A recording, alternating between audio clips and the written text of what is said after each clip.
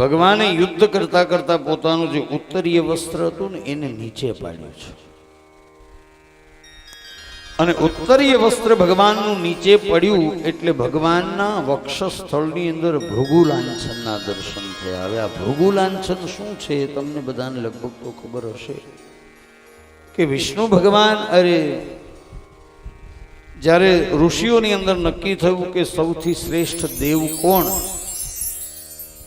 ત્યારે કહ્યું ચાલો પરીક્ષા કરો.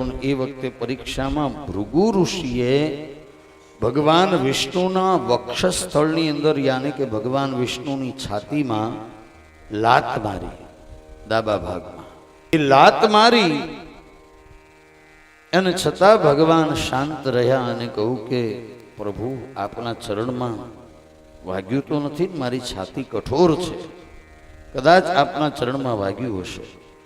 ત્યારે ભૃગુ ઋષિએ સ્વીકાર કર્યો કે ભગવાન વિષ્ણુ એ શ્રેષ્ઠ છે, અને ભગવાન વિષ્ણુએ કહ્યું કે આપે મારી છાતીમાં લાત મારી છે ને, આને હું કાયમ માટે આ નિશાનીને સાચવી રાખીશ, અને આ નિશાની ઉપરથી લોકો મને ઓળખશે કે હું બ્રહ્મ છું.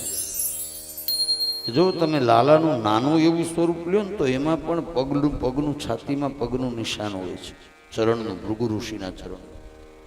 તો એ ભૃગુ લાંછન છે, એને ભૃગુ લાંછન કહેવામાં આવે છે.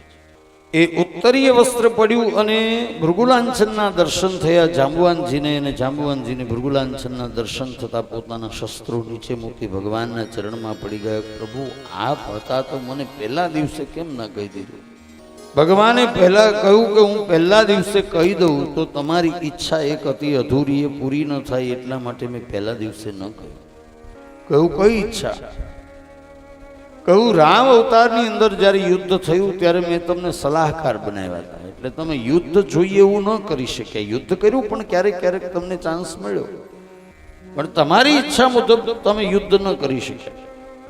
અને એ વખતે યુદ્ધ પૂરું થયું અને મેં પૂછ્યું કે જાંબુવાનજી બધું બરાબર? ત્યારે આપે કહ્યું કે આમ તો બધું બરાબર છે, આપણો વિજય પણ થયો, પણ હું એક યોદ્ધા છું, અને યોદ્ધાને નાતે મને યુદ્ધ કરવાની ઈચ્છા હતી, પણ યુદ્ધ કરવાનો મોકો બહુ મળ્યો નહીં મને. આવી ઈચ્છા તમે પ્રગટ કરેલી ત્યારે મેં મનમાં નક્કી કરેલું કે તમને આ ચાન્સ પણ આપવામાં આવશે, આ મોકો પણ આપવામાં આવશે. તો આજ તમારી એ રામ અવતારની ઈચ્છા આજ કૃષ્ણ અવતારની અંદર તમારી સાથે 27 દિવસ સુધી યુદ્ધ કરી અને પૂર્ણ કરી છે. જો તમે મને ઓળખી જાઓ તો તમે મારી સાથે દિલથી યુદ્ધ ન કરો એટલે મેં મારો પરિચય ના આપ્યો, બાકી હું તો તમને ઓળખી જ ગયેલો.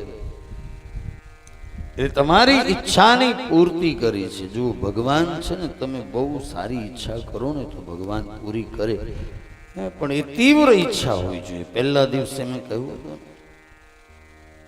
કે ઈચ્છા, યત્ન અને ઈશ્વર કૃપા, આ ત્રણ વસ્તુ ભેગી થાય ત્યારે કાર્ય સિદ્ધ થાય છે. એક તો આપણી ઈચ્છા હોવી જોઈએ. માત્ર ઈચ્છા કરે કઈ નથી થતું, એની પાછળ યત્ન પણ કરવું પડે. યત્ન યાને કે પ્રયત્ન. માત્ર ઈચ્છા કરે કઈ થતું નથી.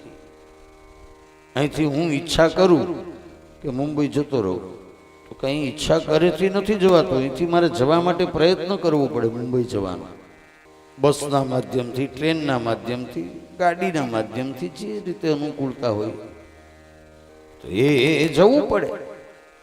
તો ઈચ્છા પછી એના માટે યત્ન એટલે કે પ્રયત્ન કરવો પડે. એ યત્ન કર્યા પછી પણ જો ઈશ્વર કૃપા ન હોય તો કાર્ય સંપન્ન થાય નહીં. એટલે ઈશ્વર કૃપાનો, ઈશ્વરનો અનુગ્રહ હોવો પણ જરૂરી છે.